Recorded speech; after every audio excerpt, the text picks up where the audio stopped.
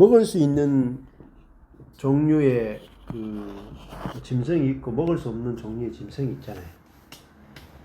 그러면은 그 돼지 같은 경우에는 굽이 있지만은 이제 갈라지지 않았죠. 이제 소는 이제 갈라졌고, 굽이 갈라진 것은 먹을 수 있지만은 굽이 갈라지지 않는 것은 먹으면 안 된다 이렇게 나와요. 그러면은 그 문자 그대로 이제 사람들이 지켰다 이 말입니다. 근데 그것이 무엇을 의미하는지는 전혀 몰랐죠. 아까 전에 할례도 마찬가지거든요. 할례도 할례는 행했는데 왜 할례를 행했는지는 전혀 의미를 모르고 할례를 받았고, 그다음 여기도 보면은 절기에 들어가면은 유월절을 지켰죠.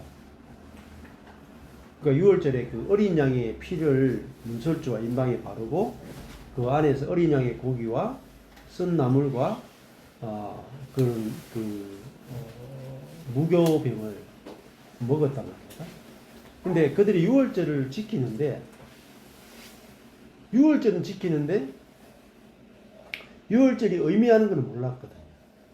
그러니까 문설주와 임방에 피를 바르고 어린 양의 고기를 먹고 이게 그랬더니 심판이 패스오버 넘어갔잖아요. 그러니까 나를 대신해서 또 나를 포함해서 예수가 죽으면 그 심판이 내게서 넘어가는구나.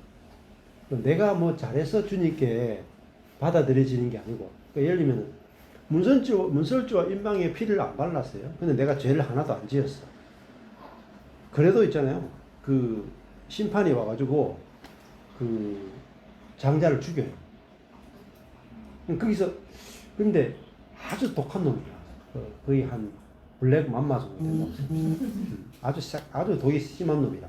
그런데 문설주와 임방에 피를 바르고 그 안에 들어가서 어린 양의 고기를 먹고 있으면 심판이 패스 오버죠. 넘어가잖아요.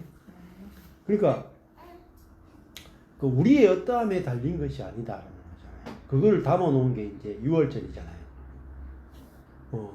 그러니까 절기를 지킨다는 것은 단순히 절기를 지키는 것이 아니라 그 안에 담겨 있는 의미를 캐치를 하라는 거거든요. 근데 유대인들은 의미를 캐치 못하는 거예요. 유월절을 지키면서도 서로 싸워.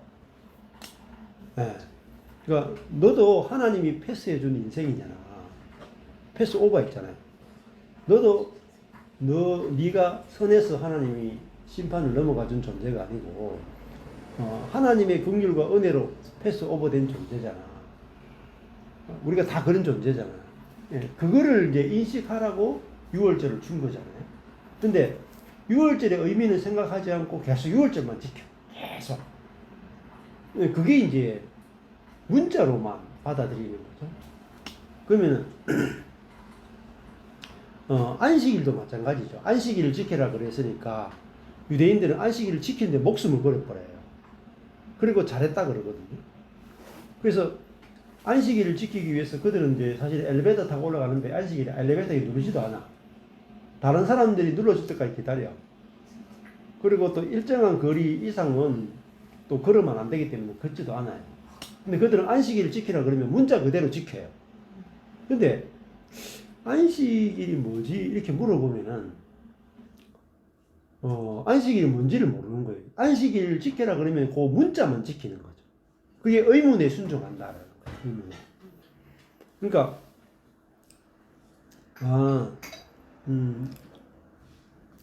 이 안식은 주님이 다 하셨다. 주님이 다 하셨다. 그 은혜로 네가 사는 존재다. 그걸 이제 인정하고 인식하고 사는 게 그게 그러면은 주님이 모든 걸 다 창조하셨고 주님이 이 모든 것을 다 그냥 공짜로 주셨고 다스리도록 주시는 분이구나 할 때 내가 안식일을 지키는 수준이 아니고 진짜 안식을 누리는 거죠. 안식일 지키는 수준이 아니고 진짜 안식을 누리는 것이 진짜 이제 안식일을 지키는 것과 똑같은 거잖아요. 근데 유대인들은 이제 그 생각을 못 했던 거죠. 그리고 이제 오순절도 마찬가지죠. 오순절에도 첫 저게 보리 추수를 마치고 첫 밀을 이렇게 거두고 그게 이제 50일째 되는 날 그들이 이제 오순절 혹은 맥추절을 지켰거든요. 근데 맥추절을 지키고 막 이렇게 하는데도 그게 무슨 의미인지 모르는 거예요. 그것만 지키는 거죠. 근데 그걸 계속 지키면서 나중에 그리스도가 오시고 성령이 오실 때 그게 이게 그리스도와 성령을 예표하기 위해서 그림자로서 주신 거구나 이렇게 딱 이제 알아차리는 거잖아요. 그럼 신약에 오면은 아까 전에 세례를 가서 세례를 주라 그랬죠. 너희가 가서 그냥 너희가 땅끝까지 이르러서 너희들이 성령의 권능을 받고 너희들이 가서 아버지와 아들과 성령의 이름으로 세례를 주라 이렇게 했잖아요. 그럼 우리는 세례를 주라 그랬으니까 목사님이 하나님의 이름으로 예수님의 이름으로 성령의 이름으로 세례를 줍니다. 이렇게 이제 세례식을 베풀죠. 우리는 주님이 뭐 하라 그러면은 항상 그 액면 그 문자 그대로만 보통 하고 그대로 또 다 했다라고 생각을 하는 거죠. 근데 성령의 이름으로 세례를 주라 그러면은 진짜 성령이 세례 주는 사건이 일어나야 성령으로 세례를 주는 거잖아요. 실제. 근데 우리는 이제 실제는 모르겠고 하라 그랬으니까 일단 하고 보는 거죠. 그런 거 굉장히 많아요. 그럼 예를 들면 예수의 이름으로 한다 하는 것도 그 베드로와 요한이 성전 미문 앞에 안전뱅이한테 내가 은과 금은 내게 없으니와 내가 내게 있는 곳으로 내게 주노니 곧 나사렛 예수의 이름으로 일어나 걸어라 이렇게 했다 이 말입니다. 우리는 그걸 이제 공식으로 가져와. 공식으로 가져와서 야 나사렛 예수 이름으로 선포하면은 안전뱅이도 일어나네? 그럼 우리도 똑같이 하면 되잖아요. 하면 어때요? 똑같이 일어나나요? 네, 사고 나요. 잘 안 돼. 그 왜 그러냐면은 나사렛 예수 이름으로 한다는 의미를 아는 게 중요하잖아요. 근데 우리는 이제 그 그대로 카피해서 하려고 하는 그런 경향이 상당히 강하다고요. 그래서 무슨 말씀이든지 제일 중요한 것은요. 말씀 그대로 내가 살아봤을 때 그게 실제가 되는지를 검증을 해봐야 돼요. 내가 그래서 나사렛 예수의 이름으로 일어나 걸어라 했단 말입니다. 근데 그 의미가 뭐냐면은 이거는 내가 하는 것이 아니고 내 안에 예수가 한다 이런 의미거든요. 왜냐하면 뒤에 가보면은 베드로와 요한이 막 낳고 나니까 사람들이 막 몰려와가지고 베드로와 요한에게 주목하거든요. 저들이 낫게 했다. 그죠? 그러니까 이제 베드로가 뭐라고 하냐면 왜 우리를 주목하느냐. 우리의 경건과 우리의 능력으로 낫게 하는 것이 아니다. 그러니까 우리는 우리가 은사를 받거나 어떤 능력을 받으면 내가 낫게 한 거잖아요. 어떻게 보면. 근데 베드로는 그렇게 생각한 게 아니에요. 예수가 이 사람을 걷게 했다. 주체를 바꾸는 거죠. 주체를. 그래서 우리가 이 주체가 바뀌는 것이 나사렛 예수의 이름으로 일어나 걸어라고 하는 정확한 의미다. 이렇게 볼 수가 있는 것이죠. 그러면 예를 들면 우리가 그 어린 양의 이제 예수 이름, 예수 보혈 가면서 막 이렇게 뿌릴 수 있죠. 예를 들면은. 근데 성경에 그렇게 예수 보혈로 해서 다른 사람들을 병을 낫게 하거나 귀신을 쫓아내거나 하는 사건 자체가 기록된 건 하나도 없어요. 그죠? 그래서 이제 잘 보셔야 되죠. 성경을 이렇게 잘 보셔가지고 예수님의 보혈의 능력에 대해서 말은 하고 있지만 실제로 예수님의 제자들이나 사도들이나 누가 가서 예수의 보혈을 이마에 바른다, 어디에 바른다 하면서 막 그걸 이렇게 그 어떤 그 공식으로 만들어서 하는 경우는 한 번도 없어요. 그 말은 무슨 말이냐면은 그거는 이제 우리가 성경을 문자의 수준에서 성경을 보는 거라고 볼 수가 있는 거죠. 그러면 예수의 보혈이 능력이 있다라는 그 자체를 그래서 예수의 보혈을 이렇게 막 뿌린다 이렇게 사역할 수도 있어요. 근데 이제 성경은 그렇게 예수의 보혈을 그 주문처럼 하도록 하는 게 아니고 예수의 보혈이 왜 능력이 있는가? 왜 예수의 보혈이 능력이 있는가? 그거를 이제 아는 게 더 중요한 거죠. 그래서 그 예수의 보혈 자체가 구약에 있는 짐승의 피와 예수의 보혈을 이렇게 대조하면서 짐승의 피는 죽어도 한 사람의 죄 중에 한 가지 죄밖에 못 씻잖아요. 그렇죠? 짐승의 피고. 근데 예수님의 피는 이것은 하나님의 아들의 피고, 단번에 영단번에 전 인류의 모든 죄를 씻을 수 있는 그 피다. 그런 의미를 캐치하는 게 중요해요. 행동을 반복하는 게 중요한 게 아니고, 그래서 예수의 피로 씻겨지는데, 짐승의 피는 우리의 겉만 씻는 거죠, 겉만. 단회적으로. 근데 예수의 피는 우리 속까지 다 씻어버리거든요. 그래서 그 의미를, 예수의 피의 의미를 아는 것, 그리고 그 의미가 믿어지는 게 중요해요. 그래서 그 문자 그대로 하는 것은 어떻게 보면 의문이라고 볼 수 있고, 능력이 그만큼 안 나타나는 거죠. 진짜 제대로 된 능력이 안 나타나는 것이고, 그런 건, 이게 십자가도 마찬가지죠. 필리핀에 가면은, 이 해마다 있잖아요. 실제로 자기를 십자가에 못 박는 사람이 있어요. 왜냐하면 그 예수님의 그 십자가가 너무나 그 중요하고 놀라운 거기 때문에 나는 원래 예수님처럼 십자가에 나도 못 박히고 싶다. 그래가지고 실제로 이렇게 못을 박아서 막 행진하고 막 그래요. 1년에 그때 고난주간이 되면은 그 필리핀에서 그런 식으로 하거든요. 그런 사실은 십자가를 엿보이는 거죠. 맞잖아요. 우리 보고 십자가를 똑같이 흉내내라고 한 적이 없거든요.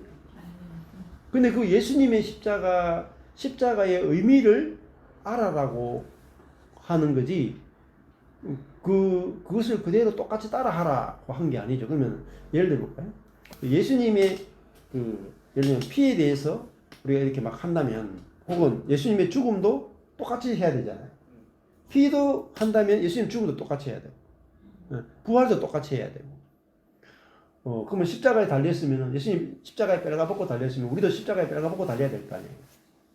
그대로 따라 한다면은. 그래서 우리가 성경에 있는 이야기를 읽으면서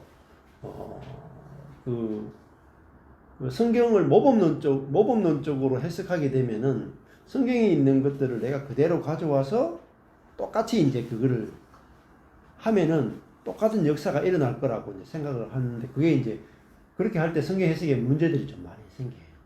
그래서 옛날에 이런 게 있었죠. 그러면 홍해 앞에 이렇게 섰단 말이야. 홍해 앞에 섰어. 근데 모세가 이렇게 막대기를 들고 이렇게 딱 하고 홍해가 갈라졌잖아요. 그럼 우리도 똑같이 홍해 앞에 가서 그냥 여기 깨울물 있죠, 이게. 먼저 여기 깨울물에 가서 이렇게 딱 하는데 안 갈라지잖아요. 그럼 우리 보고 그 홍해를 가르는 행동을 똑같이 반복하라고 그 사건을 준 게 아니거든요. 그러니까 하나님이 우리 인생에도 건널 수 없는 것들이 있는데, 그것들을 하나님이 어떻게 갈라내시고 마른 땅으로 건너게 하시는지 너희들이 지켜봐라. 그 의미를 캐치해야 되는 거죠. 똑같이 그걸 반복하면 안 되고. 그래서 예수님이 무리를 걷고 그랬으니까, 어떤 이제 옛날에 그렇게 하잖아요. 기도원 가시는 분들이 비가 많이 와가지고 막 홍수가 막 내려가니까, 믿는 자에게 능치 못할 일이 없다. 기도원 가면 많이 부르잖아요. 믿는 자에게 능치 못할 일이 없다. 그러니까 뭐 홍수 때도 건너가야 되잖아요. 믿는 자에게 능치 못할 일이 없으니까. 그래 걷다가 떠내려가 죽었다니까. 그러니까 우리가 어떻게 보면은 신앙이 너무 단순한 거죠. 믿는 자에게 능치 못할 일이 없다 그럴 때 어떤 의미에서 능치 못할 일이 없는지 예, 그런 것들을 이제 문맥에서 상황에서 성경 본문에서 우리가 잘 파악을 해야 되는데 그런 걸 모르면은 그 믿음이라는 단어도 마찬가지거든요. 그래서 우리 할 수 있다 하시니는 나의 능력 주 하나님 그러면서 다 할 수 있다고 막 외치고 나간다. 근데 해보면 안 돼. 그럴 것들은 벌써 원주가 보고만 돼야 돼. 안 그래요? 할 수 있다 하시는 얘기가 언젠데 지금 2000년이 지나도 지금 전 세계가 보고만 안 돼. 기도도 마찬가지죠. 너희들이 구하면 주신다 그랬죠. 그럼 딴 거 구할 필요 없잖아요. 주님 빨리 오세요라고 하든지 전 세계 복음을 빨리 이루어 주세요. 그걸 막 새벽마다 전 세계 그리스도인들이 얼마나 세계 복음화를 위해서 기도해요. 근데 안 되죠. 안 된다. 근데 그 기도도 문맥에 있어 읽으셔야 되는 거죠. 문맥에 있어 가지고 기도라는 게 뭐고 뭘 기도해야 되고 기도의 한계는 뭐고 하나님이 전 세계를 복음화시키는 복음적인 길은 무엇인가 그걸 우리가 알아가야 되는 건데 거기에 대해서는 관심이 없고 그냥 성경에서 문자 하나 가져와 가지고 믿는 자에게 능치 못함이 없다. 믿는 대로 된다. 그러니까 그 한 문장만 딱 가져오는 거죠. 그러면 아까 전에 우리가 저번에 원주에 치악산 수행관에서 했을 때도 마태복음 보면은 마태복음에서 예수님이 구하라 그러면 주실 것이고 찾으라 찾을 것이고 그죠? 두드리라 그러면 열릴 것이다 했죠. 그것만 딱 빼오는 거죠. 그러면 안 될 게 뭐가 있겠어요? 그러면 저는 벌써 서울대 갔고 그 서울대 의대 갔다가 지금 의사로 아마 목사가 아니고 의사로 여기 앉아있을 거예요. 근데 그 성경 본문에서 구하고 찾으라 두드리라는 의미는 서울대 법대에 가게 해달라고 구하라는 말이 아니거든요. 목회 잘 되게 해달라고 구하라는 말이 아니거든요. 사업 잘 되게 해달라고 구하라는 게 아니고 성령을 구하라는 거예요. 그래서 이제 앞뒤 문맥을 정확하게 우리가 보지 못하면 성경을 내가 원하는 대로 마음대로 이렇게 그걸 이제 보통 이렇게 말하죠. 악의적 편집이다. 악의적 편집이 되거나 아니면 몰라서 마음대로 쓰거나 그렇게 되는 거죠. 그래서 그 성경이 한쪽으로는 약이지만 한쪽은 독이에요. 잘 아셔야 돼요. 성경만큼 독으로 쓸 수 있는 책이 없어요. 세계 역사상. 성경 모든 이단들은 다 성경에서 나와요. 그죠? 모든 악한 것들은 성경을 잘못 봄으로 말미암아 모든 그 사단은요 성경을 두려워하지 않아요. 성경을 이용해 먹죠. 그래서 예수님한테도 이 성전 꼭대기에 올라가서 뛰어내려라. 하나님이 말씀에 시편 말씀에 하나님이 자기 백성들을 손으로 받쳐준다고 했지 않느냐. 말씀을 인용하거든요. 그래서 예수님을 죽일 때도 이것이 하나님을 섬기는 도다 하고 예수를 죽였죠. 그죠? 그러니까 예수님을 죽일 때도 안식일을 어겼다라고 하는 말씀을 기준으로 죽인 거잖아요. 그래서 이제 말씀을 그 문맥을나 이런 것들을 잘 보는 게 중요하고 그래야지 이제 저희들이 안 속게 되는 거고 그게 되게 중요해요.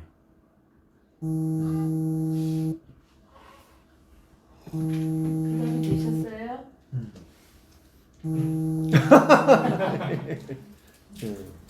이게 제가 그 해석을 잘못하는 건지 이게 평론하지 못하게 하라 하는 게 이게 어떤 뜻인지 모르겠어요.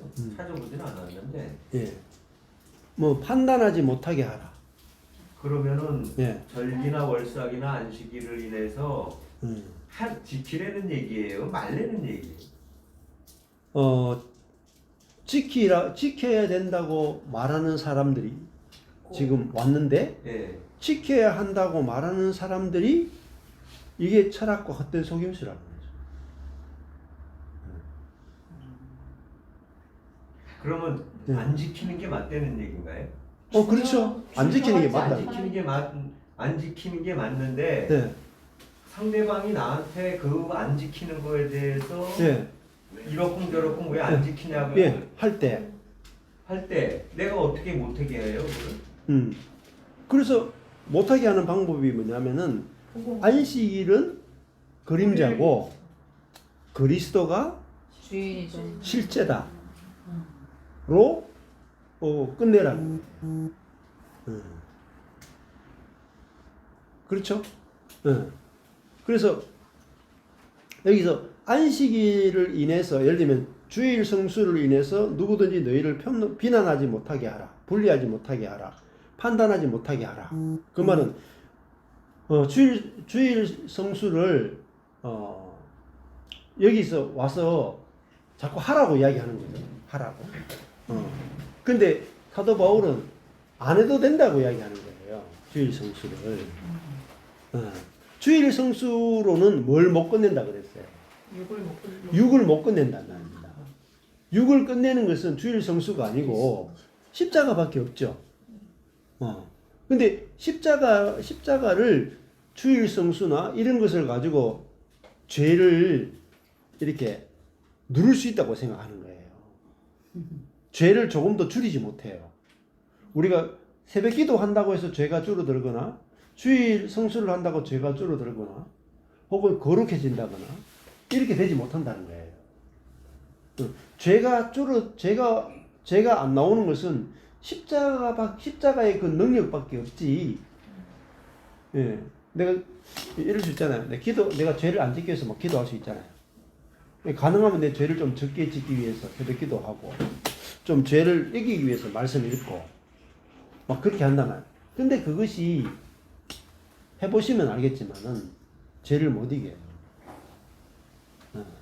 근데 그 죄가 끝나고 우리 속에서 앞에 아까 전에 질문하셨죠.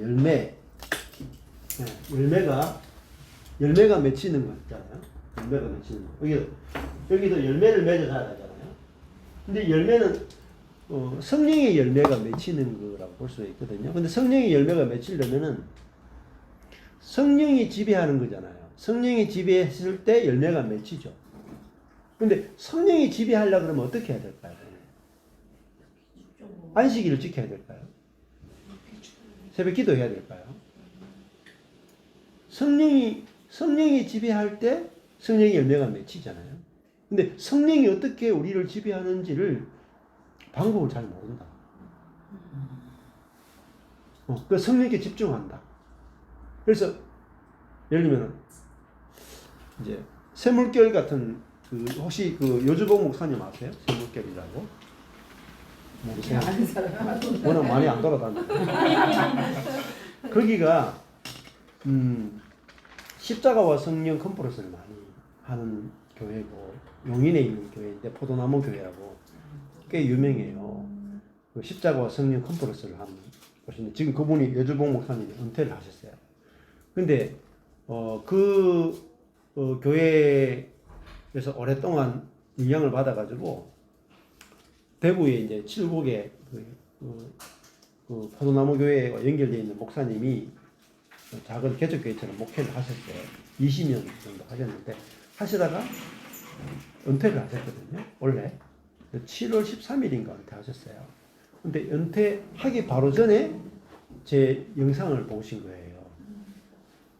보자마자 이분이 내가 이 십자가와 성령 쪽에 대해서 이렇게 말씀을 십자가에 대해서 거기서는 뭘 이야기하냐면 거짓 신앙 체계를 말해요. 거짓 신앙이 뭐냐? 첫 번째 율법주의, 그다음에 인본주의, 기복주의. 이 세 가지가 거짓 신앙 체계를 가리켜요. 그러니까 인본주의라는 게 뭐냐면 내가 먼저 하는 거. 하나님이 먼저 시작해야 되는데 내가 먼저 하는 거, 이게 인본주의고요. 기복주의는 내가 하나님 말씀대로 살면 복을 줄 것 같아 가지고 하는 거. 그리고 율법주의는 교회 안에 그 율법이 이제 율법을 가지고 신앙생활하는 거 율법주의라 그래요. 이 세 가지를 거짓 신앙 체계로 잡아놓고 매번 설교해요. 이거 거짓이다. 그러면서 이쪽에 진짜 신앙 체계를 가르치거든요. 십자가와 성령이다. 그래가지고 그러면 십자가 성령으로 살기 위해서 어떻게 해야 되냐? 하나님 음성을 들어야 된다. 그래가지고 24시간 그 미국에 보면은 그 아이합이라고 24시간 기도하는 거 있죠. 그거를 가져와서 그들은 24시간 교회가 24시간 기도해요. 돌아가면서 릴레이 기도. 그건 일반 교회에서도 많이들 하죠. 예. 근데 그게 그 수준이 아니고 기도하다가 어떤 사람이 하나님의 음성을 들어. 그러면 노트에 적어놔. 그 다음을 릴레이 사람이 오면은 또 음성을 듣고 또 적어. 이래가지고 그게 딱 모이면 다 같이 모여가 또 기도해요. 이것이 하나님의 음성이 분별해. 그리고 모든 사람이 똑같이 하나님의 음성을 들으면 그것이 하나님의 음성이라 하고 실천을 해. 그 정도로 체계화돼 있는 동네예요. 네. 근데 거기서 이제 한 19년 하다가 목사님 은퇴하면서 열매가 별로 잘 안 나오니까 그 안에서 그 공부를 많이 하거든요. 그러다가 제 영상을 보더니 내가 이미 죽었는데 내가 이미 죽었고 교회는 율법으로 이렇게 교회가 돌아가는 게 아니고 그리스도의 생명으로 자동으로 교회가 운행이 되고 교통이 되는구나. 이걸 이제 알아채게 되는 거죠. 그래서 그분이 은퇴하면서 은퇴 설교를 했는데 그 전과 다른 설교를 딱 하신 거예요. 19년 설교했는가 하고 완전히 다른 설교를 딱 하고 은퇴하시는데 성도들은 딱 들어보면 알죠. 그 중에 부부가 딱 들었네요. 듣고 나서 오늘 목사님 설교 좀 다르다? 이렇게 했는데 그 목사님이 내가 은퇴하는데 그 은퇴하면 성도들이 흩어지는 거예요. 이렇게. 본인은 이제 외국에 가시는데 그러면서 이제 이 부부한테 저기 경산에 그분이 경산에 살아요. 그래가지고 우리 바로 옆 동네 살아. 그러니까 경산에 그 전철권이라는 목사님이 있는데 그분이 복음을 아는 것 같다. 그분 교회 가라. 그러면은 복음 듣고 신앙생활 할 수 있을 거다. 하고 은퇴하신 거예요. 그 부부가 한 두 달 전인가 저에게로 갑자기 오신 거예요. 자기들 간증을 하시더라고요. 그러더니 이제 그 남편 되는 분도 오셔가지고 딱 듣자마자 지금까지 내 믿음으로 살았구나. 근데 갈라디아서 2장 2절 들어보니까 이제 내 믿음으로 사는 게 아니고 내 안에 있는 하나님의 아들의 믿음으로 사는 것이구나. 이게 이제 딱 알아주고 나니까 성경이 다 뚫리더라는 거예요. 그러면서 지금 이제 부부가 아주 주일날 잘 나오고 말씀도 잘 듣고 잘 거의 한두 달 이렇게 되거든요. 제가 한 2주 비우고 교회 갔거든요. 이렇게 새신자가 와 있더라고요. 이렇게 반갑습니다. 가 있기는 벌써 교회에 와 있었는데. 그래가지고 이제 통성명하고 이렇게 했는데, 이제 아마 교회들이 한국 교회의 핵심은 주일 성수죠. 모든 목사님들이 주일 성수를 외치죠. 근데 주일 성수로 주일 성수가 성경적이진 않아요. 그렇다고 해서 주일에 막 놀러 다니라 이런 뜻이 아니고 이제 이 교회가 그리스도의 몸이고 또 내가 그리스도의 몸이고 내 안에 그리스도가 살면은 그 주일 성수라고 하는 이런 율법에서 내가 해방이 된다. 해방이 되고 그 율법 때문에 내가 주일 성수해야 되는 게 아니고 내 안에 그리스도가 살기 때문에 막 주일 오는 것이 너무 즐거워서 오는 거죠. 그러니까 형제 자매들 보는 것이 너무 즐겁고 말씀을 듣고 나누는 게 너무 즐겁고 내가 의무로 하는 게 아니라 사랑으로 하게 되고 즐거워서 하게 되죠. 그러니까 그것도 그리스도로 하게 되죠. 그러면 오히려 힘을 하나도 안 들이고도 그냥 주일이 기다려지고 주일을 지키느냐 안 지키느냐 개념이 없고 모든 날이 주의 날이잖아요. 모든 날이 주의 날이고 그러면은 이제 그게 이제 주의 날의 실제죠. 주의 날. 주님이 다스리는 모든 날이 주의 날이잖아요. 그렇잖아요. 그게 정말 주일을 사는 거지. 주일만 딱 지키고 나머지 날은 자기 마음대로 살아. 그 율법의 함정인 거죠. 근데 진짜 주의를 지키는 것이 아니고 진짜 내 안에 주님이 사시는구나 하면은 내가 일주일 내내 주님을 의식하게 되고 주님이 통치가 내게서 이루어지게 되고 진짜 주님이 왕이 되어서 사시는 그 하나님 나라를 내 안에서부터 시간과 공간을 뛰어넘어 가지고 내 존재 자체가 주의 나를 살게 돼요. 그러면은 그 사람은 일주일 내내 주의 나를 살죠. 일주일 내내 주의 나를 사는 사람하고 주일날 하루 주일을 딱 지키는 사람하고 어느 게 더 낫겠어요? 그렇죠? 그래서 지금 이제 골로새서도 그 이야기를 하는 거예요. 우리가 그리스도 안에서 이제 안식일이 실제가 되고 할례가 실제가 되고 그러면은 예를 들면 유대인들이 이런 거죠. 난지 8일 만에 그 남자애 꼬치에 8일 만에 할례 딱 받았어. 별로 아픈지도 모르잖아. 의식도 없잖아요. 8일이. 예, 빨리 안 물어요. 또 그렇게 애들이 살이 아주 연해가지고 금방 안 물어요. 그러면 걔는 뭐 별로 아픔도 없이 그냥 할례 받았어. 근데 나는 할례 받았다는 그 의식을 지키잖아요. 근데 평생을 뭐로 사느냐면은 육으로 살아. 할례는 행했는데 육으로 살아. 근데 그리스도인들은 육의 할례는 안 받았는데 진짜 그리스도의 할례를 받았잖아요. 그러면 이 포용 수술을 안 했는데 육을 할례 받아서 매일매일 매 순간을 육이 잘려진 사람으로 사는 거죠. 그게 진짜 거룩이잖아요. 그렇잖아요. 그 실제를 잡아라는 거예요. 실제. 그림자 말고 실제. 예. 그러면은 주의 날이다 하는 것은 주일도 결국은 원래 기독교인들이 주의 날을 예수님의 부활을 원래는 우리가 안식일이었다가 주일날로 넘어가게 된 것이 예수님의 부활을 중심으로 교회가 바뀌면서 부활한 날을 우리가 모여서 우리가 예배를 드리고 같이 모여자 이래가지고 안식일이 그 부활을 기념하는 날로 바뀌면서 주일로 바뀐 거잖아요. 근데 이제 그걸 또 가지고 하나님의 교회나 이런 데서는 그 주일이 아니고 태양신을 섬기던 날이다. 그래서 기독교인들이 안식일을 태양신을 섬기는 날로 바꾼 거 이거 우상 숭배다. 잘못되었다. 안식교도 그러고 하나님의 교회도 그렇게 해요. 그래서 교회에 있는 사람 다 뽑아나가. 그러니까 우리가 율법을 우리가 만들면 만들수록 있잖아요. 좋은 점도 있지만은 반대 급부가 나와가지고 수많은 이단들을 만들어요.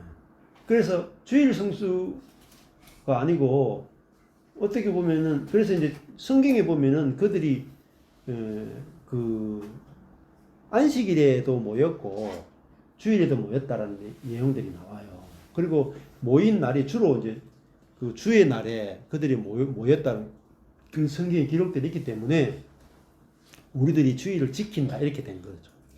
근데 주일을 지키라는 말은 없어요. 성경에. 있어요? 없죠. 주의 날에 그들이 모였다는 건 있어도 주의 날을 지켰다는 거 없고. 그다음에 십계명이 지금 이제 십계명은 없어지지 않고 지금 그대로 폐해지지 않고 우리에게 그대로 이제 온다 이렇게 이야기를 하지만은 그 중에 하나가 이제 안식일이 십계명에 안식일이 있기 때문에 안식일은 폐해지지 않았고 우리에게 그대로 오는데 이 안식일을 이제 그리스도인들이 안식일의 모이보다 예수님의 부활을 기념해서 주일날 모였기 때문에 안식일이 이제 신약 시대에는 주일로 넘어갔다 이렇게 신학적으로 정리가 돼 있다. 근데 그것도 뭐 그렇게 설명해도 괜찮긴 괜찮죠. 괜찮은데 핵심은 안식일이나 안식일이든 주일이든 그 날에 있지 않아요. 날에 있는 게 아니고 모든 것은 그리스도에게 있는 거예요. 그걸 지금 골로새서가 이야기하는 게 안식일이든 주일이든 그리스도로 말미암아 우리가 안식하게 되는 것이고 그리스도의 부활로 말미암아 우리가 새 날을 살고 주의 날을 살게 된다는 그 이야기를 우리에게 해주고 싶어 하는 거죠. 그리고 시간적 개념으로 주의를 지키고 안 지키고 사실은 거기에 목매이는 것 자체가 율법에 빠지는 거예요. 그래서 그러면은 예를 들어 볼까요? 주의를 지켜야 된다는 율법을 우리에게 주면 어떤 문제가 생기겠어요? 여러분이 안 지키면 어때요? 죄책감 들죠? 죄책감 들죠? 그러면 우리가 그리스도인이 죄책감 받는 게 좋아요, 안 좋아요? 아, 그리스도 예수 안에는 정죄함이 없다고 그랬잖아요. 근데 교회에서 필요 없는 법을 만들어서 자꾸 교회에서 이제 성도들이 이렇게 하려고 한단 말이에요. 그러면 교회에서 법을 만들면 만들수록요, 죄책감을 줘요. 예를 들면 새벽 기도 만들죠. 좋은 점이 있죠. 새벽 기도 하면은. 근데 새벽 기도 만들어 놓으면 어때요? 성도들은 예를 들면 장로님, 권사님들은 새벽 기도 나와야 되죠. 교단 법으로. 안 나오면 어떻게 돼요? 질의할 수 있어요. 맞죠? 그러면 장로님, 권사님, 안수 집사님이나 집사님 정도 되면 11조 해야 되죠. 그죠? 11조 안 하면 질의할 수 있죠. 근데 그걸 교회에서 법으로 만들어 놨죠. 법을 만들면 어떻게 돼요? 죄인 양성소가 돼요. 죄인이 계속 만들어지는 거예요. 그러면 법이 없으면요? 죄인이 없죠. 그러니까 법이 없으면 죄가 없어요. 근데 법을 만들면 죄인이 만들어져요. 교회는요, 가능하면 법이 없어야 돼요. 그래야 죄인이 안 생겨요. 그렇죠? 우리는 죄인과 의인이 율법에 의해서 되는 게 아니고 그리스도 안에서 그리스도와 연합을 통해서 의인이 되고 우리가 성령으로 살아가는 그것이 핵심이지 율법을 지키고 지키지 않느냐가 그리스도인의 삶의 핵심이 아니다. 그러면은 그래 목사님들이 그러면은 여러분들이 교회 생활할 때 목사님들이 장로님들하고 권사님들이나 집사님을 때려잡는 도구가 율법이거든요. 아니 장로님, 권사님인데 새벽기도를 안 나와요? 주의를 안 지켜? 주의를 안 지켜요? 11절로 안 해요? 그리고 목사님이 그렇게 이야기해도 되죠? 안 해? 여러분이 거기에 대해서 아멘 하면 진짜 목사님이 여러분한테 11조 안 할 때 딱 체크해가지고 김 집사님 11조 안 하셨네 이번 주에? 이번 달에? 네. 하셔야죠? 하면은 아멘 해야 되죠? 근데 왜 기분이 나쁠까요? 그 개인의 문제일까요? 아니 그게 여러분이 그게 신앙생활이 맞다고 생각하면 여러분이 그대로 사셔야 돼요. 맞죠? 근데 그러면 어떻게 되냐면 생각해보세요. 내가 11조 신앙이 좋은 게 아니거든요. 왜냐면 11조 해야 된다고 칩시다. 11조 하고 나면 내가 자유하죠. 나머지 10분의 9는 내 거니까. 막가파가 돼요. 막가파. 10분의 9는 내 거잖아요. 내 마음대로 쓸 수 있죠. 하나님 내 마음대로 쓰라고 그랬으니까.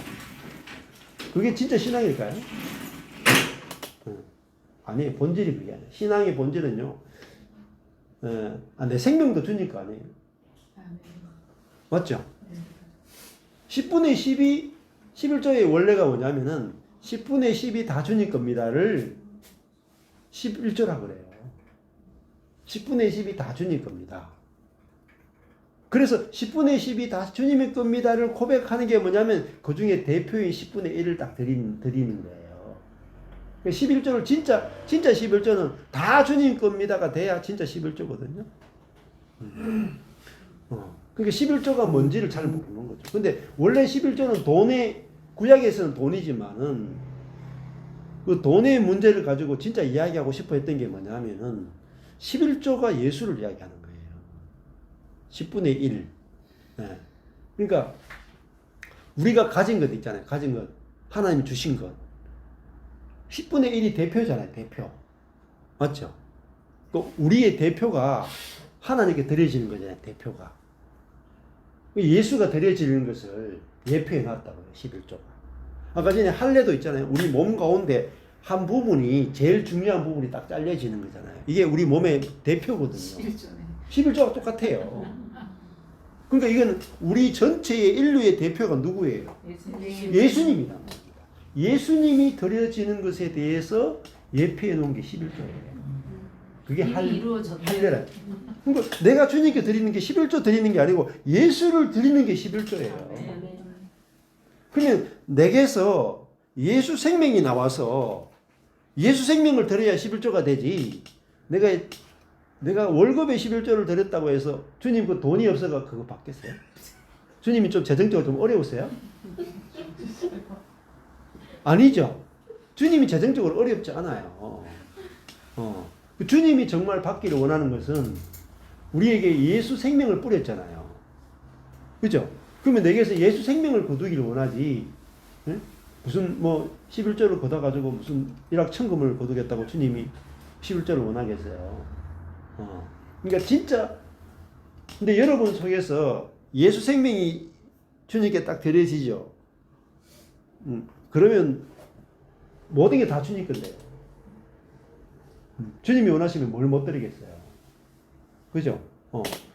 그게 진짜 신앙이란 말입니다. 내 거 주님 거 딱 갈라놓는 게 신앙이 아니라 내 전체가 다 주님, 저 전체가 다 주님 거죠. 그래서 11조 안 해도 괜찮아요. 자유해요. 안 해도 괜찮아요. 근데 11조 하느냐 안 하느냐가 중요한 게 아니고 내게서 예수의 생명이 나와서 예수가 살고 내 전부가 주님의 것이고 내가 주님의 주권으로 살아가는 그 본질이 있느냐가 중요한 거죠. 그렇잖아요. 그 본질이 이제 본질을 이야기하는 게 이제 성경이고 그래서 이제 의문이 초점이 아니고 그리스도가 초점이다. 11조도 그리스도다. 저도 이야기하지만 이게 다 강유식 목사님이 이거 50년 해가지고 50년 동안 말씀을 연구한 결과로 11조가 예수다를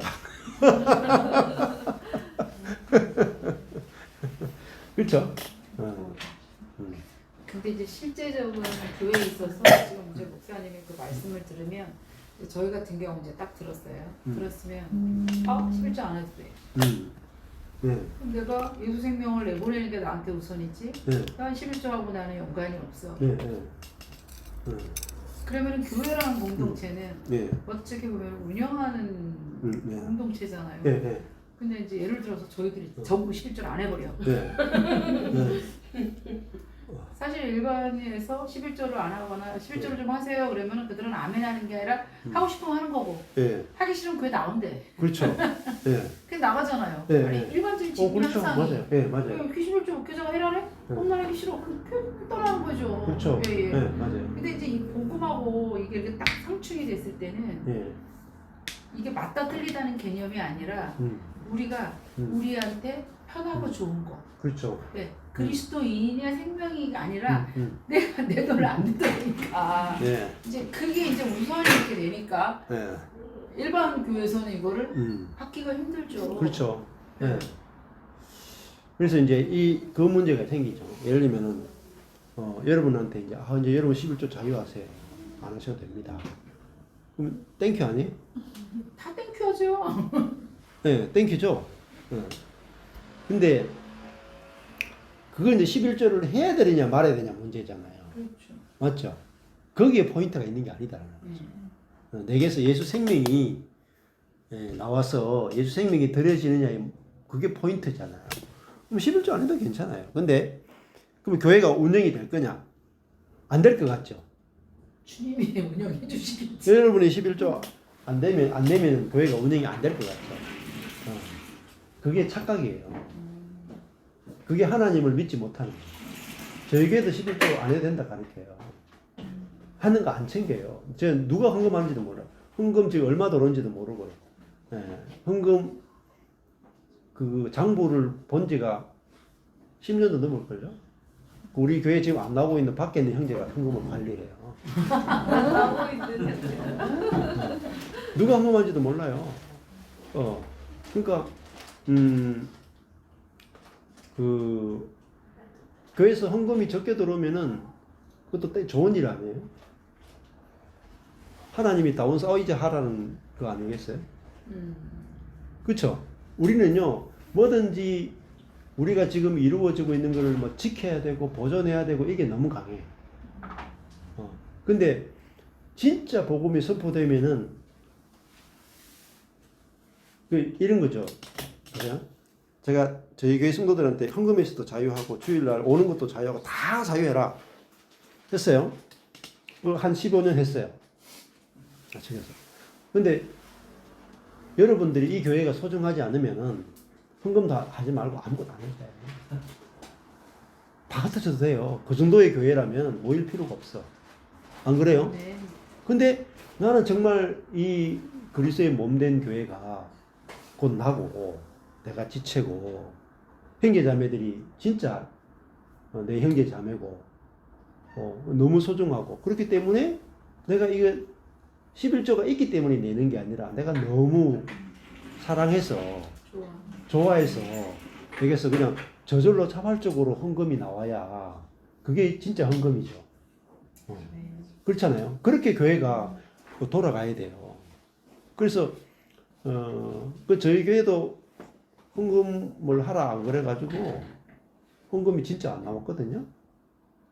교회 헌금 안 나오면요 하나님 다른 데서 또 채워주세요. 채워주고 그래서 주는 만큼 받아야 잖아요. 주는 만큼 교회에서 주는 만큼 없으면 사람이 안 줘도 된다. 교회에서 헌금 안 주면 하나님 다른 데서 헌금 다 알아서 불신자를 통해서도 주시니까 걱정하지 말고 뭐 진짜 돈이 안 나오면 내가 굶어 죽을 테니까 걱정하지 말고 굶어 죽어도 순교니까 뭐 아니 목회 잘해야 돼요. 네? 그러니까 그 저희 교회는 지금 그래요. 그렇게 해요. 그렇게 하고 근데 잘 굴러가요. 잘 굴러가고 자꾸 부흥이 돼요. 부흥되고 돈은 들어오는 만큼 그냥 써요. 네, 얼마 들어오는지도 잘 몰라요. 네, 근데 그래서 근데 다음 세대부터는 더 그럴 거예요. 우리 밑에 세대들도 그렇고 진짜 헌금에서 자유케 해줘야 돼요. 자유케 해주고 근데 그런 자유를 맛보게 하면서 뭘 줘야 돼? 진짜 생명을 복음을 맛보면 자기를 다 걸 수도 있다. 하지 말래도 다 하죠. 하지 말라도 해요. 우리 진짜 은혜 진짜 저희 모임에도 은혜 받는 지체들이 있거든요. 그럼 은혜 받는 지체들은 저희 이제 서울 세미나도 해도 그 한 자매 혼자 다 해요. 거의 간식 그 첫날 간식, 둘째 날 간식 뭐 자기 집에 왔다 갔다 하면서 모든 장을 자기가 다 봐오고 그리고 혼자서 그 100명 되는 그 모임 하는 그 간식을 다 준비해가 다 해요. 근데 자기가 했다 안 그래. 그 무거운 걸 장 보고 차에 실어가 들고 나르고 다 해. 네. 근데 불평불만이 하나도 없어. 감사가 넘쳐. 총괄 본부장이라고. 그쵸? 예. 근데 진짜 진짜 은혜 받으면은 헌금 안 하겠어요, 여러분? 그죠? 은혜 받으면 헌금해요.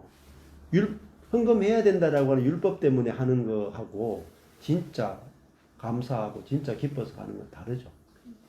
달라요. 그래서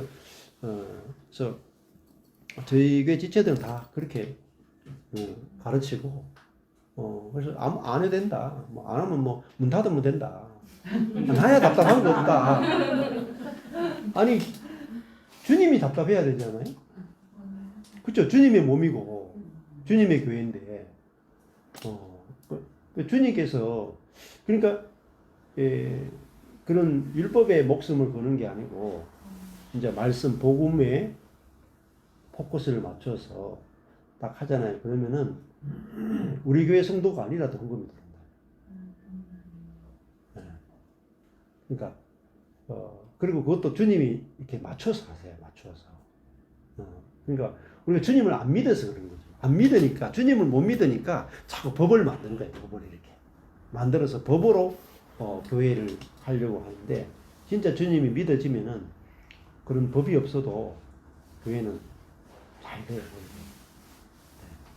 네. 그리고 그래야지 예, 저도 이제 우리 장모님이 이제 교회 옛날에 나갔다가 안 나가게 된 이유를 제가 들었거든요. 근데 교회 못 나가겠더라. 돈이 없는데 헌금을 못 해가지고 못 나가겠더라. 그런 이야기 들은 거죠. 교회에 이렇게 말해요. 교회에 나가고 싶어도 돈이 있어야 내가 나가지. 왜냐면 다 나가면 헌금하고, 다 나가면 11조하고, 나가면 예배 시간에 이게 돌리잖아 또. 그러니까 돌리는데 또 사람이 양심이 있지. 앉아 있을 수가 없는 거죠. 그렇잖아요. 근데 사실은 보세요. 교회는 주님께 드리러 가는 곳이 아니거든요. 우리의 헌신이나 봉사나 헌금이나 뭐 이런 것들을 주님께 드리러 가는 곳이 아니고, 교회는 1차적으로 받으러 가는 것이에요. 아멘. 뭘 받느냐? 용서를 받죠. 그죠? 긍휼을 받죠. 주님의 사랑을 받죠. 그 내가 주님이 나를 향한 놀라운 기쁜 소식을 내가 받죠. 그래서 이 말씀을 통해서 또 교회에서 내한테 요구하는 것이 하나도 없이 내게 한량없는 긍휼과 은혜와 자비와 복음과 은혜를 내게 흘려보내주면, 내가 그걸 먹으면은 내게서도 그 받은 은혜가 내게서 흘러나오는 거예요. 자동으로 흘러나와요. 그러니까 얼마나 저희 교회가 극단적인 이제 그 교회였냐면, 아내가 좀 고생을 많이 했죠.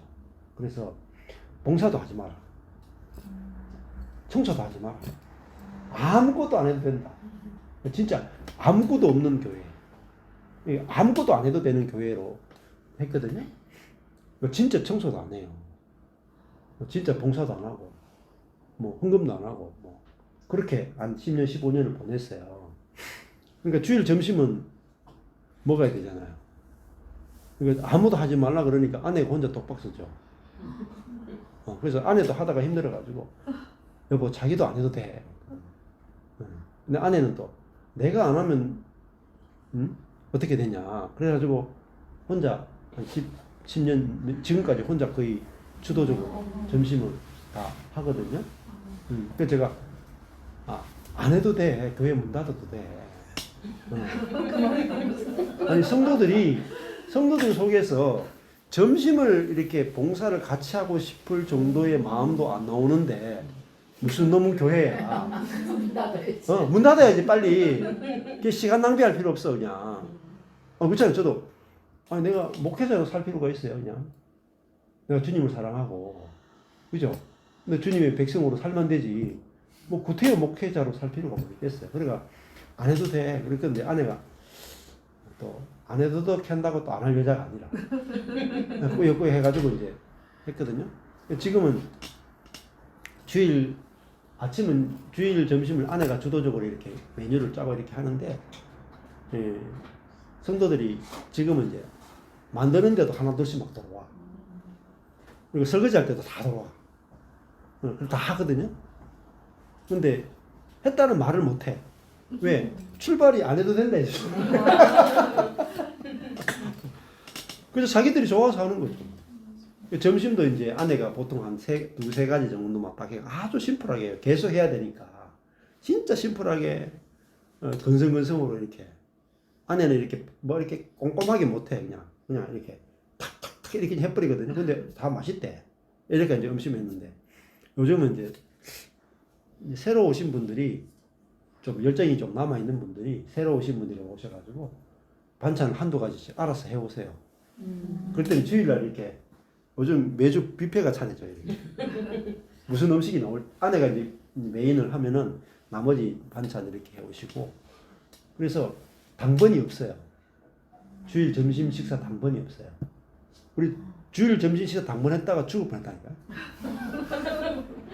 당번 정했다가, 아니 누구는 하는데 왜 누구는 안 하냐고. 또 안 하면 못 빼기는 인간들이 있거든요. 소위 좀 착하다는 인간들이 있거든요. 근데 이 착하다는 인간들이 골 때려. 이거 안 할 수 없기 때문에 자기 속에서 꼭 해야 된다는 게 있어. 하잖아요. 하는데 불평이 나와. 하고 불평이 나오거든요.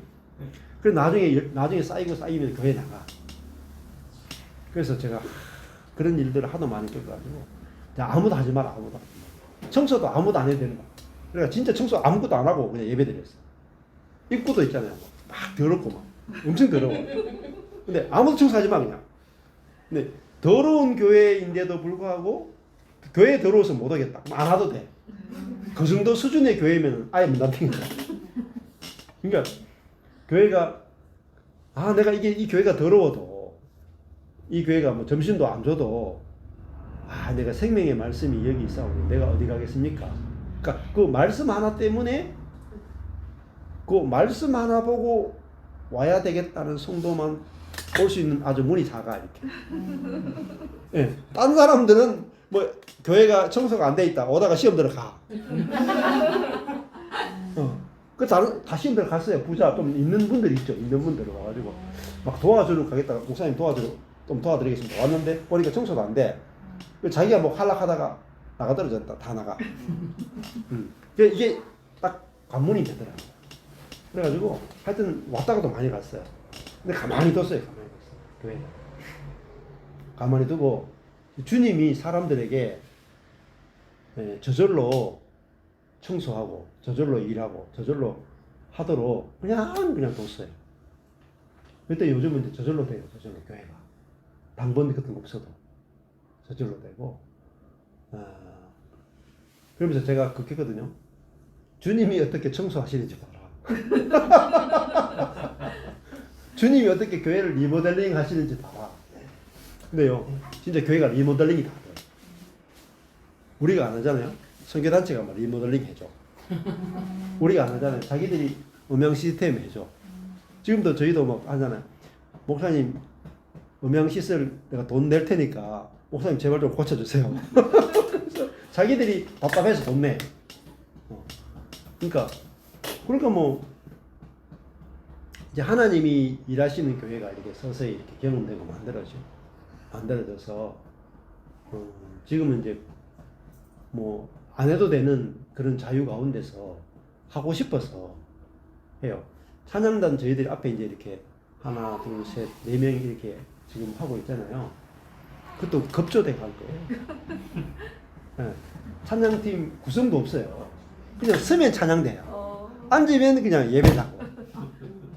그냥 하다가 찬양 하는 은사가 오늘 한번 같이 해볼래요? 하고 애도 청년도 나도 같이 할래요? 하고 또 뒤에 반주하는 자매도 나 코드 반주할 줄 아는데 그러니까 같이 하자 해가지고 연습도 1도 없어요. 찬양대 연습 없어. 연습 안 해도 돼. 그냥 즉석에서 다 즉석에서 해요. 그냥 마음이 중요하잖아요. 마음이. 내가 주님을 찬양하는 마음이 있으면 즉석에서 되죠. 뭐 즉석이 안 되겠네. 그래서 뭐 이렇게 조직도 없어요. 하나도 조직도 그냥 마음에서 하나님이 감동을 주시는 대로 모이고 성경 공부도 따로 없었어요. 그냥 근데 자기들이 진짜 뭐 마음에 원하면 하자 그러겠지. 그래가지고 자기들이 진짜 원하면 해줘요. 저한테 뭐든지 부탁하면 다 해주거든요. 웬만하면은 다 해주는데 원하기 전까지 가만히 둬요. 저쪽에서 먼저 하면은 율법이 되고 또 하다가 재미도 없고 그래가지고 본인들이 정말 원할 때까지 그냥 두고 기다리면은 지금은 이제 성도들이 성경 공부 익히하점도요 본인들이 별로 안 원해가지고 제가 그냥 가만히 둬버렸어요. 근데 이제 제가 굉장히 바빠지니까 작년부터 굉장히 바빠지니까 저한테 성경 공부 가르쳐 달라고 하고 싶은 한데 제가 너무 바쁘니까 저한테는 못해. 그러니까 우리 저 김순남 목사하고 아내 진영미 사모한테 야, 자기 다 친구들이거든요. 야, 우리한테 좀 성경 좀 가르쳐 주면 안 되냐? 그래가지고 자기들이 속닥속닥 해가지고 성경 공부하고 있어요. 그러니까 제가 이제 주님의 손에 이렇게 맡겨놓거든요. 교회를 주님이 통치하시도록 이렇게 교회를 맡겨두면은 진짜 주님이 사람도 보내시고 재정도 주님이 관리하시고 교회가 또 자라게 하시고 이렇게 진짜 주님이 교회를 운영하시고 다스리신다는 것들을 많이 경험하고 그래서 저희 교회가 이렇게 작으니까 또 밖에 있는 사람들이 와서 교제하고 뭐 사람들 와서 또 간증도 서로 나누고 하면서 저희 교회가 오히려 약하니까 주변에 있는 교회들하고 연합하기도 더 좋고 그래서 이제 은혜로 이제 교회가 이제 건축되는 것을 이렇게 보고 있죠.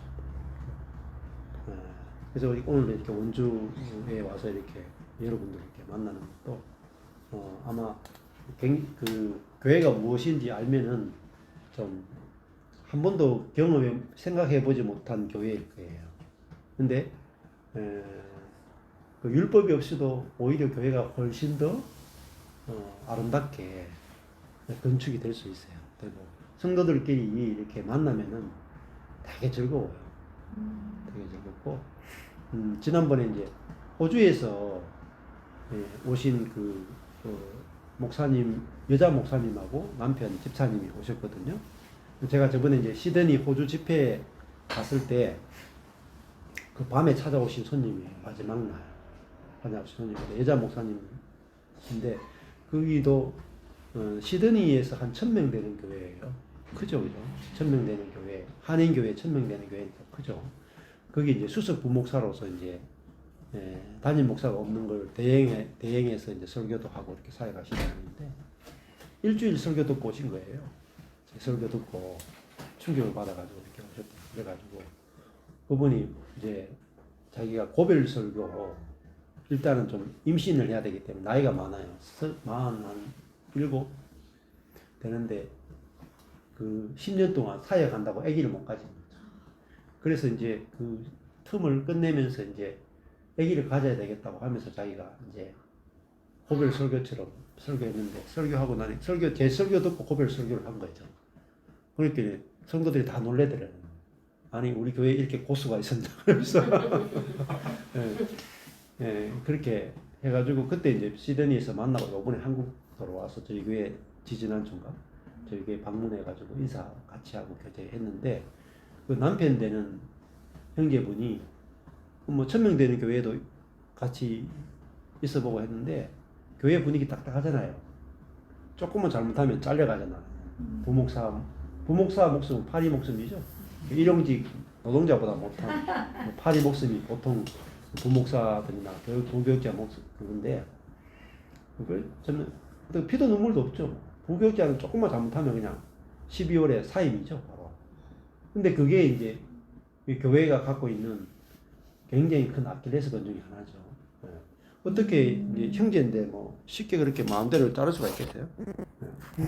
근데 그런 교회에 1000명 되는 교회에 있다가 그래도 마음에 안 들면 늘 목사를 자르는 동네란 말이에요. 근데 저희 교회에 한번 2주 전에 딱 와서 그 형제가 집사님이 와서 딱 보더니 분위기가 일반 교회와 전혀 다른 거죠. 분위기가. 너무 자유롭고 형식도 없고 그냥 예배도 심플한 거죠. 그냥 말씀, 찬양, 말씀 끝. 다른 게 없는 거죠. 이렇게. 아주 심플하고. 저도 이제 뭐 넥타이도 안 매고 그냥 아주 편하게 입고 나와서 하고 뭐 그런 굉장히 자유롭고 이러니까 분위기가 너무 좋다고 이런 교회 처음 봤다 그러면서 막 되게 마음이 열려가지고 목사라 그러면 뭔가 이렇게 이런 이렇게 담이 있었는데 너무 편하게 이렇게 같이 교제하니까 너무 마음이 열렸다 그러면서 좋아서 가시더라고요. 그래서 그러면 다른 말로 하면요, 기존에 내가 교회 생활을 하고 있는 입장에서 골로새서를 읽으면요 해석이 안 돼요.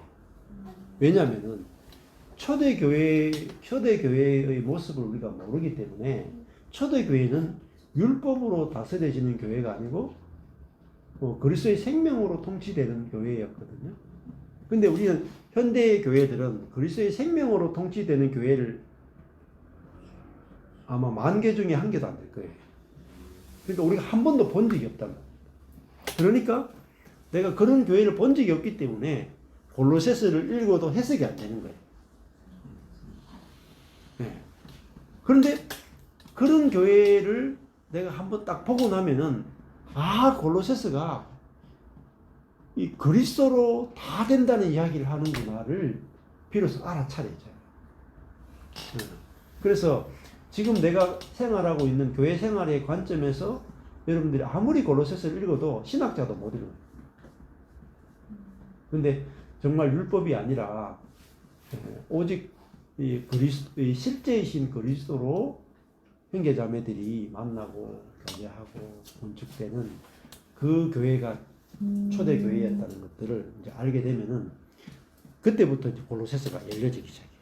쫙 열려지면서 에베소서도 열려지고 갈라디아서도 열려지고 그러면서 교회를 보지 않고는 사실은 성경이 안 열려요. 왜? 이 전부 다 교회에게 보낸 서신이고 교회의 문제를 해결하기 위해서 보낸 거잖아요. 근데 그럼 교회의 문제가 뭔지를 알아야 뭐 성경이 도대체 읽어질 거잖아요. 그렇죠? 그래서 갈라디아서도 그렇고 골로새서도 그렇고 할례를 받아야 된다고 하는 사람들이 적그리스도거든요.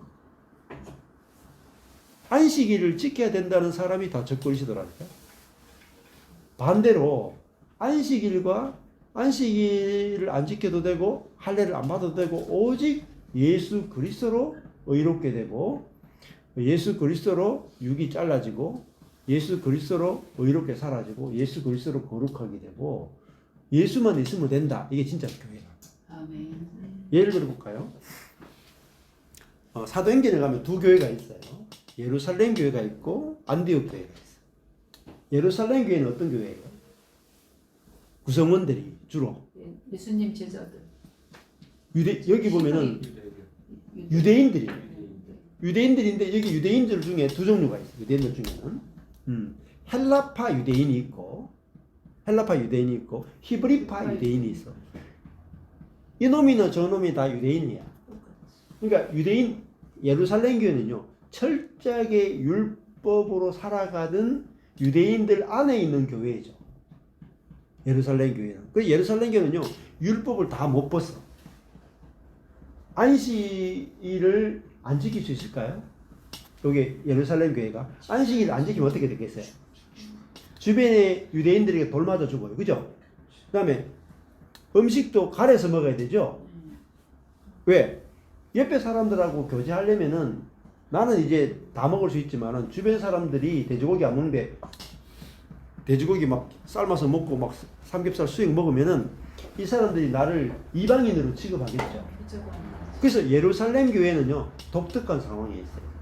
아주 독특한 상황에 있어요. 그래서 예루살렘 교회는 다른 말하면 율법에서 완전히 자유함을 경험하지 못한 교회예요.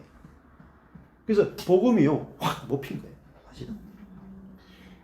근데 사도 바울은 이방인 중심의 시리아의 안디옥 교회와 갈라디아 지역 교회, 그 다음에 이제 마게도냐, 아가야, 헬라, 유럽 쪽의 교회, 그 다음에 아시아 지역의 교회는 전부 다 중심이 이방인들이에요. 그 이방인들은 할례도 안 받았죠. 안식일도 안 지키죠. 율법도 없죠. 그런 사람들에게 예수를 전했죠. 그리고 그분들 중심으로 교회가 세워졌죠. 그것도 아주 1개월, 2개월, 뭐 3개월, 6개월, 1년, 2년 만에 지역마다 교회가 세워졌잖아요. 그러면 그 사람들에게 신앙생활에서 그 바쁘게 두들겨 맞으면서 도망다니는 바울이 교회를 건축하는데 신앙에 있어서 무엇을 이야기했겠냐는 거죠. 그 교회에다가. 이들은 이방인들이에요. 그 이방인들에게 율법을 가르치는 게 아니고 바로 그리스도를 가르치는 거예요. 그 신앙생활은 그거야. 신앙생활은 예수와 함께 육이 죽고 이제는 예수와 함께 부활해서 이제는 육이 끝났고 그리스도로 살고 성령으로 사는 요게 신앙이 전부야.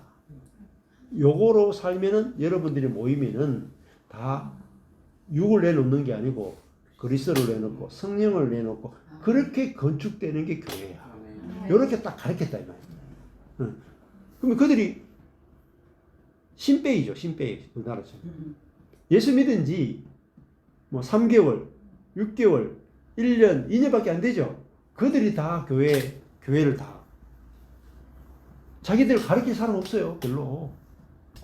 바울이 복음 전하고 막 도망다니는데 이 사람들 어떻게 가르쳐요? 그래서 가르칠 시간이 없었기 때문에 사도 바울은 어쩔 수 없이 뭘 써요? 편지를 썼어요.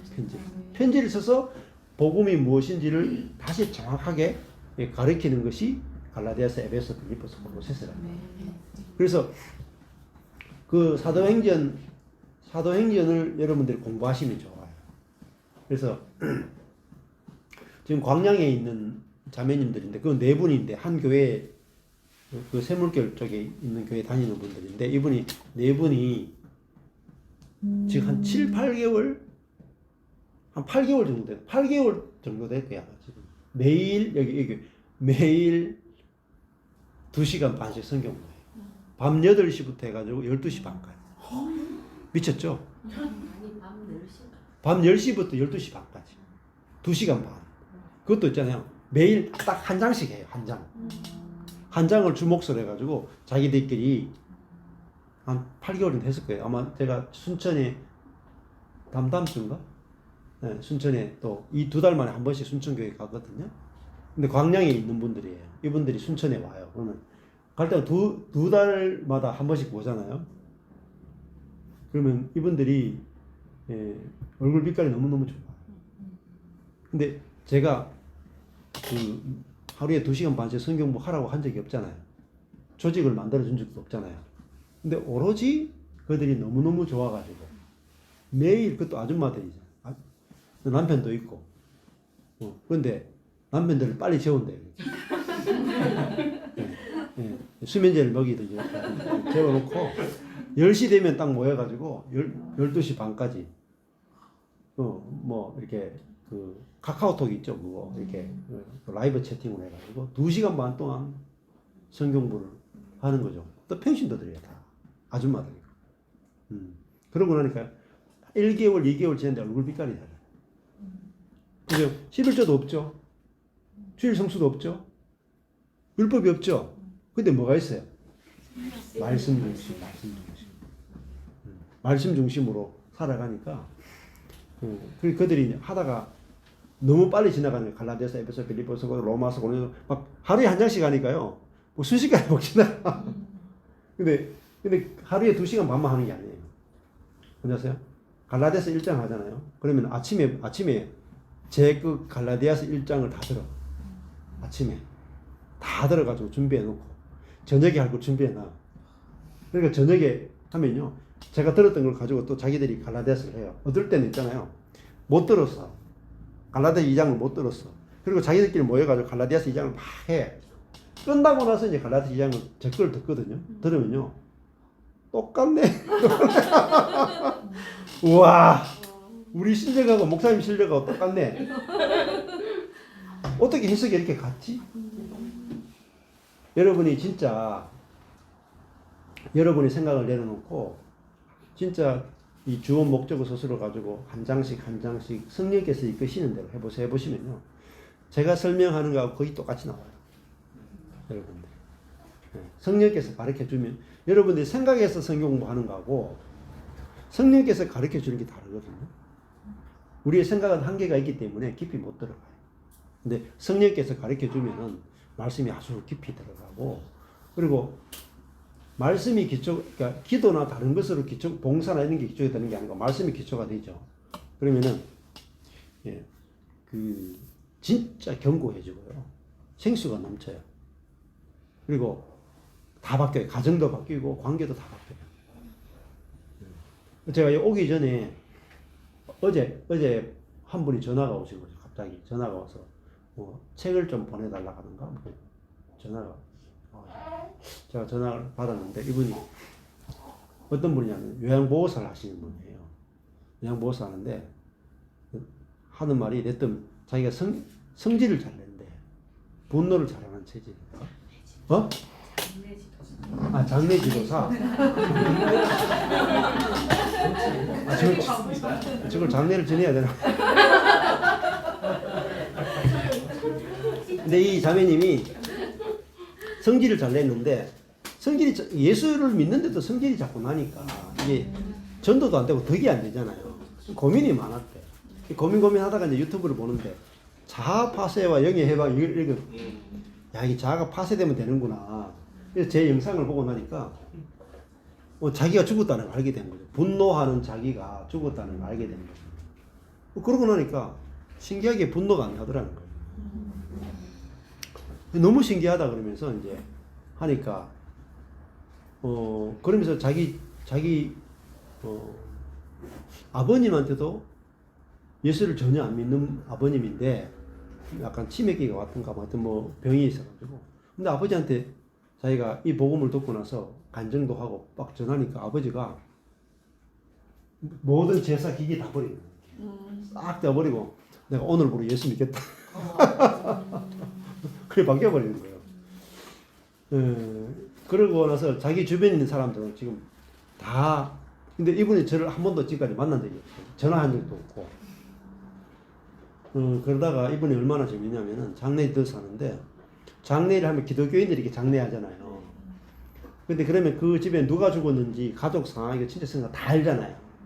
이렇게 딱 보면 막 갑자기 뭐 누가 돌아가시거나 하면은 너무 슬퍼가지고 막 이런 그런 호상이 있고 이제 호상이 아닌 데가 있잖아요. 근데 그 호상이 아닌 데 가서 이제 그 사람들 위로해주기 위해서 이제 이따가 제 영상을 막 보다가 그 자기가 캡처 이렇게 해놓은 게 있어.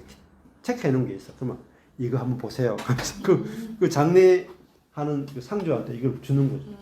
그러면 저녁에 이렇게 보다가 은혜를 받는데요. 그러면 장례 치르는 내내 제 영상을 그러면서 위로를 다 받고 장례를 잘 치르고 이렇게 마치는 경우도 많고 그래서 이분은 막 저도 모르게 자기가 막 영상을 막 이렇게 퍼나르면서 막 그렇게 하시더라고요. 그래가지고 하여튼 너무너무 신기하고 너무너무 즐겁다 그러면서 자기가 이제 복음을 알고 누리니까 너무너무 해피하다 이렇게 간증을 하시더라고요. 예. 1시간 됐나요? 네. 5시죠? 네, 조금 쉬었다가 할까요? 네. 네.